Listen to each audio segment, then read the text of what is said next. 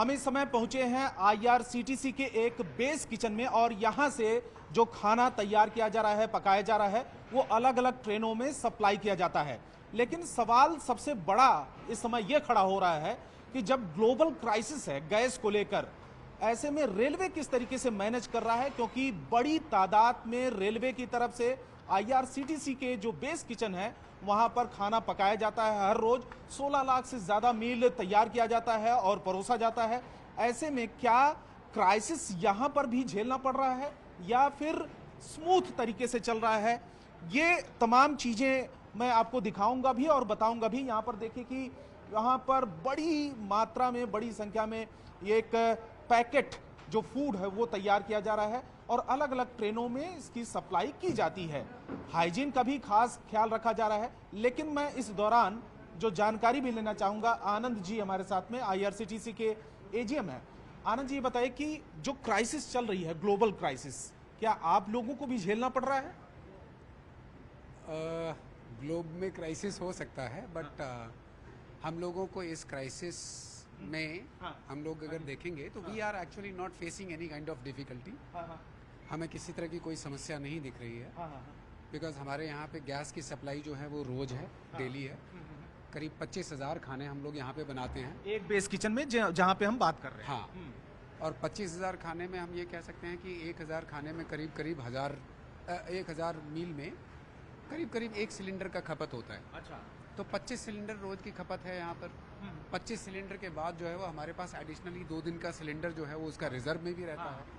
Daily की supply है, तो किसी तरह की कोई समस्या नहीं है। अभी क्या सारा का सारा सिलेंडर पर ही निर्भर कर रहे हैं आप लोग? कैसे बनाते हैं खाना? क्या ये फायरलेस किचन बोल सकते हैं? फायरलेस ये एक्चुअली ये हमारे रेलवे के केटरिंग की स्ट्रेंथ है।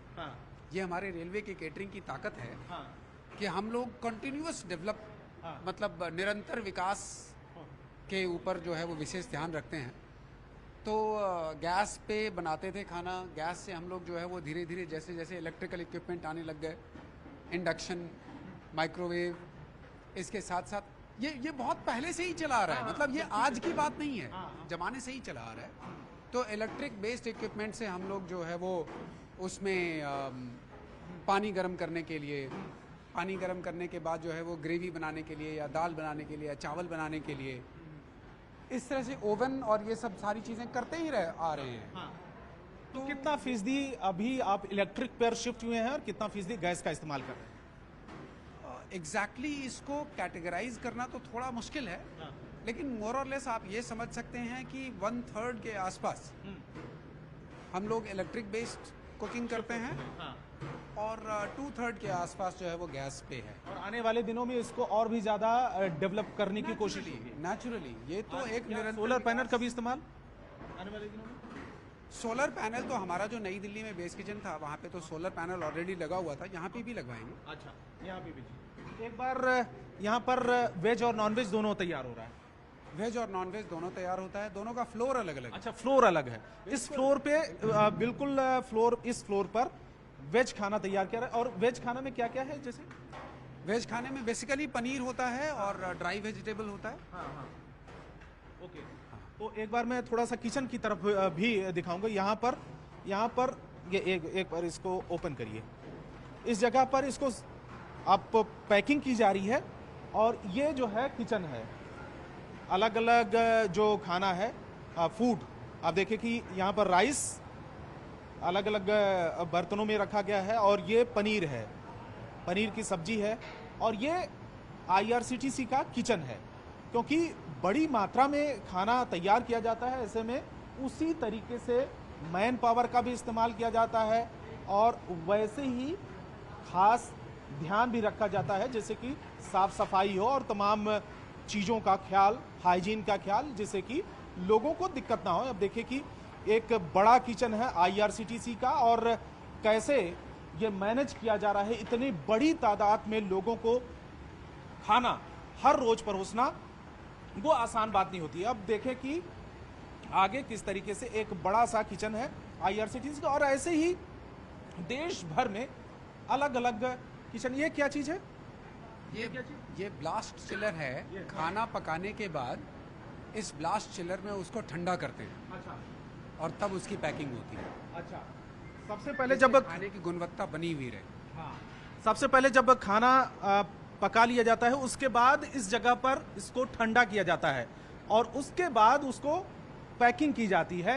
इस तरीके के सिस्टम यहाँ पे डेवलप किया गया है। अब मैं थोड़ा सा आगे की तरफ ही बढ़ूँ। इस किचन में खाना पूरा तैयार किया जाता है, यहाँ पर उसकी पैकिंग की जाती है और ख़ास बात यह है कि एक फ्लोर पर वेज और दूसरे फ्लोर पर नॉनवेज खाना तैयार किया जा रहा है।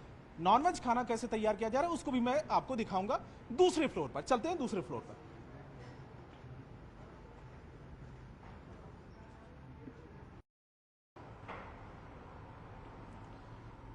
वेज मील के वेज मील की ही तरह नॉनवेज जो खाना है वो उसी तरीके से पकाया जाता है, लेकिन अलग फ्लोर पर, जो आईआरसीटीसी का ये जो बेस किचन है दिल्ली में।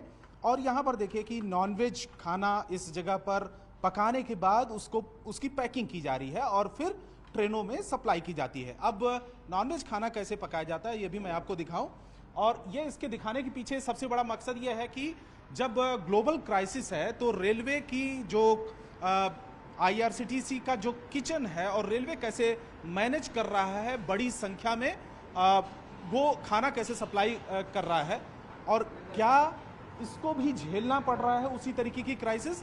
इस जगह पर बड़े बड़े जो बर्तन है उसका इस्तेमाल किया जाता है और जिस तरीके से आईआरसीटीसी का कहना है, रेलवे का कहना है कि बड़ी तादाद में ये शिफ्ट हो चुके हैं धीरे धीरे सिलेंडर पर, यानी कि गैस पर जो डिपेंडेंसी है, निर्भरता है, उसको खत्म किया जा रहा है, कम किया जा रहा है।